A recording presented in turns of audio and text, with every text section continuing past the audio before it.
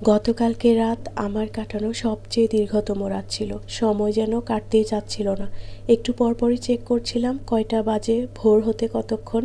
নিজের জন্য না যতটুকু চিন্তা আসে, সবচেয়ে চিন্তা আসে আমার মেয়েটার জন্য, আমার পরিবারের জন্য।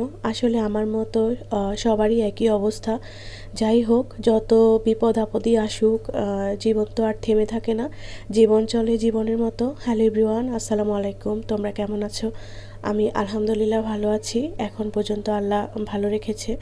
যাই হোক, আল্লাহর কাছে শুকরিয়া। নতুন একটি ব্লগে তোমাদেরকে ওয়েলকাম করছি। ওই যে বললাম না, যত বিপদ আপদই আসুক আমাদেরকে তো নর্মাল লাইফই লিড করতে হয়। মনের ভিতরে যত দুঃখ কষ্ট বা ভয়ভীতি থাকুক, আমাদের কাজটা আমাদেরকেই করে যেতেই হবে। কোনো কাজই ফেলে রাখা যায় না। আসলে এটা আমাদের লাইফেরই একটা অংশ। যাই হোক, আমি তো আজকে 2-3 দিন ধরে বাসায় থাকি না। রাত্রেবেলা ভয়ে আমার বড় বোনের বাসায় থাকি।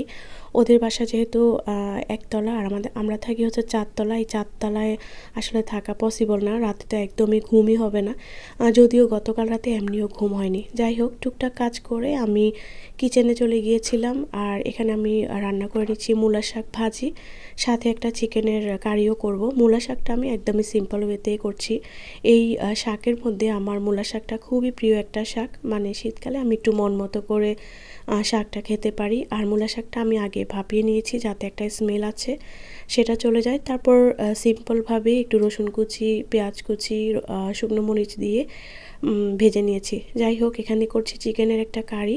এটা চিকেন আর আলু আমি আগেই ভালো করে ভেজে নিয়েছি। আর এটার রেসিপি আমার অনেকবারই দেওয়া হয়েছে, তাই আজকে আমি শর্টকাটেই এটা শেয়ার করছি। তো এই তো আজকে রান্নাবান্না এতটুকুই। আর আজকে বাসায় আছি আমি আর আমার মেয়ে, তাই বেশি একটা কিছু করাও হয়নি।